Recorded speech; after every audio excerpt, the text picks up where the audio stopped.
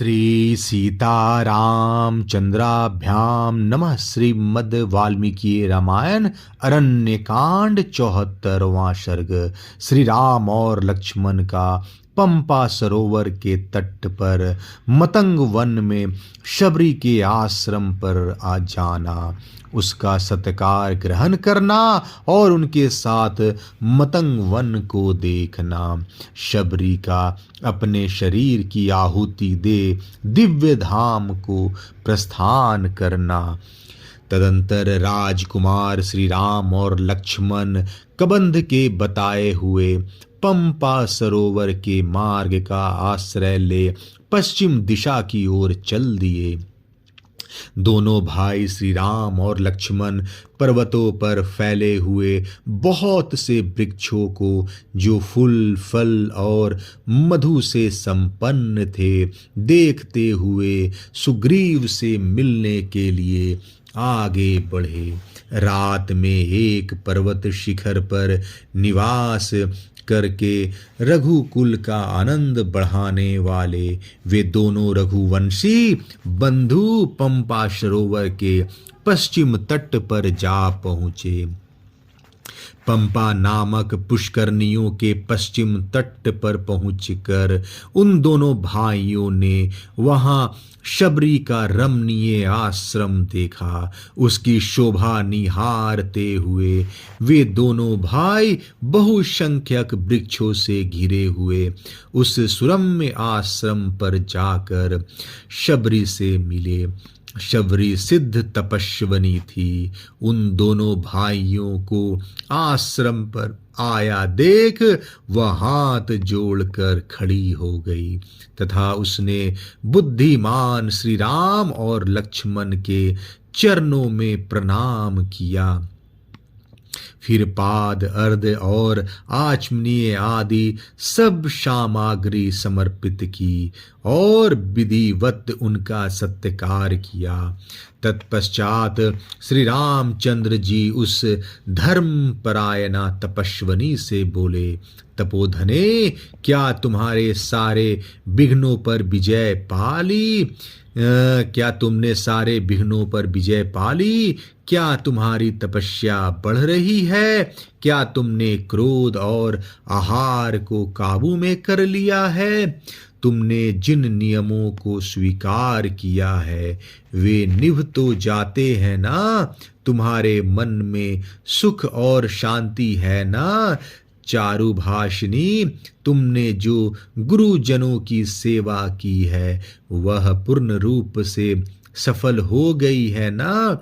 श्री रामचंद्र जी के इस प्रकार पूछने पर वह सिद्ध तपस्विनी बूढ़ी शबरी, जो सिद्धों के द्वारा सम्मानित थी, उनके सामने खड़ी होकर बोली, रघुनंदन, आज आपका दर्शन मिलने से ही मुझे अपनी तपस्या में सिद्धि प्राप्त हुई है।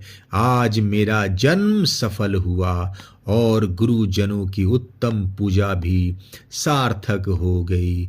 पुरुष प्रवर श्री राम, आप देवेश्वर का यहाँ सत्कार हुआ, इससे मेरी तपस्या सफल हो गई और अब मुझे आपके दिव्य धाम की प्राप्ति भी होगी ही।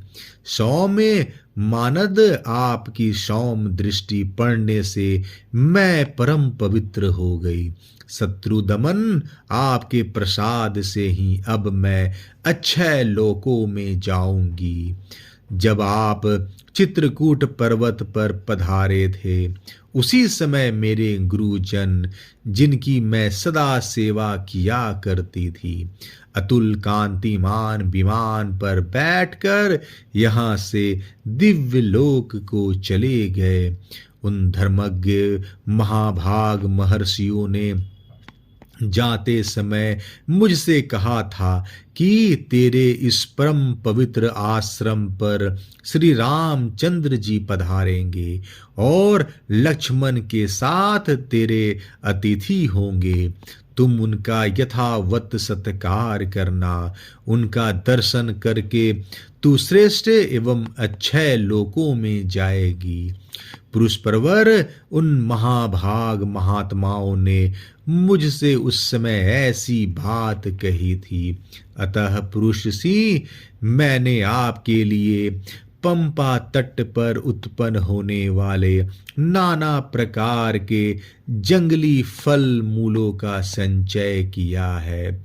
शबरी जाति से वर्ण ब्रह्म होने पर भी विज्ञान में बहिष्कृत नहीं थी। उसे परमात्मा के तत्व का नित्य ज्ञान प्राप्त था। उसकी पूर्वोक्त बातें सुनकर धर्मात्मा श्री राम ने उससे कहा, तपोधने, मैंने कबंध के मुख से तुम्हारे महात्मा गुरुजनों का यथार्थ प्रभाव सुना है।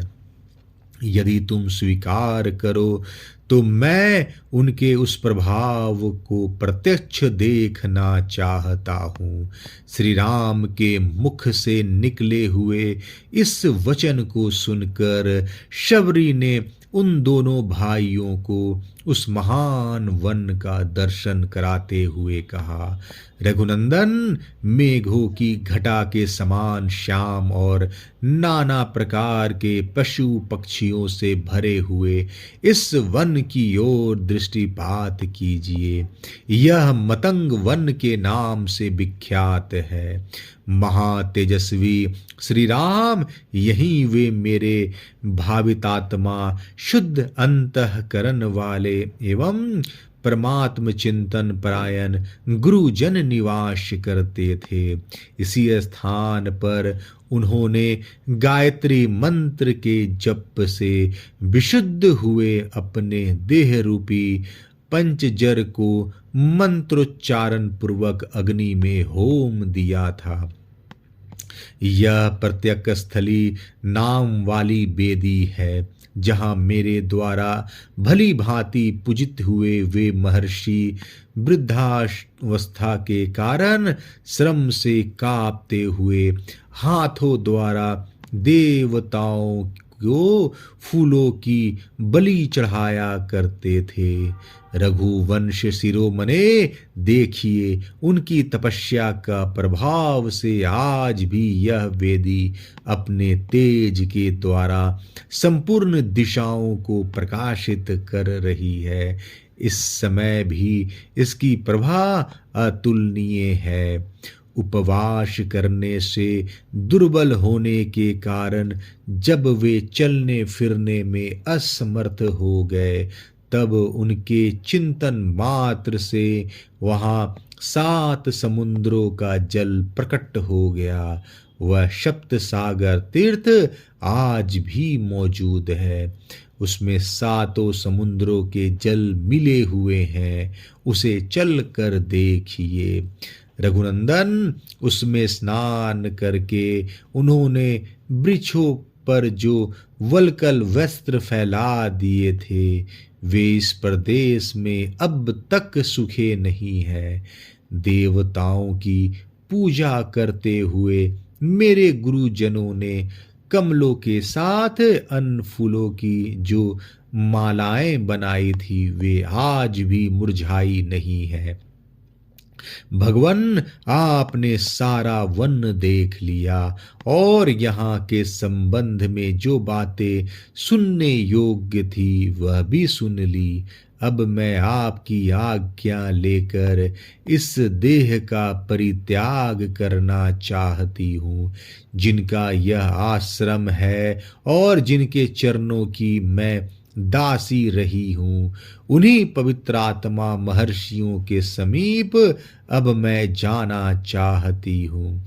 शबरी के धर्म युक्त वचन सुनकर लक्ष्मण सहित श्री राम को अनुपम प्रसन्नता हुई। उनके मुंह से निकल पड़ा आश्चर्य है।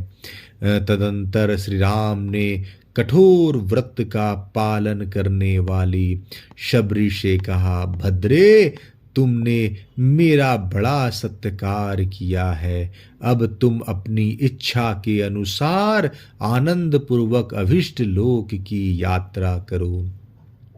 श्री रामचंद्र जी के इस प्रकार आज्ञा देने पर मस्तक पर जटा और शरीर पर चीर एवं काला मृग चर्म धारण करने वाली सबरी ने अपने को आग में होम कर प्रज्वलित अग्नि के समान तेजस्वी शरीर प्राप्त किया। वह दिव्य वस्त्र, दिव्य आभूषण, दिव्य फूलों की माला और दिव्य अनुलेपन धारण किए बड़ी मनोहर दिखाई देने लगी और सुदाम पर्वत पर प्रकट होने वाली बिजली के समान उस प्रदेश को प्रकाशित करती हुई स्वर्ग साकेत लोक को चली गई।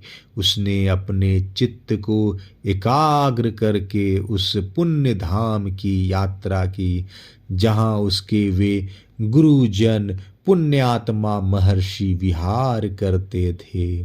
अरण्य कांड 74वां सर्ग समाप्त। जय श्री राम।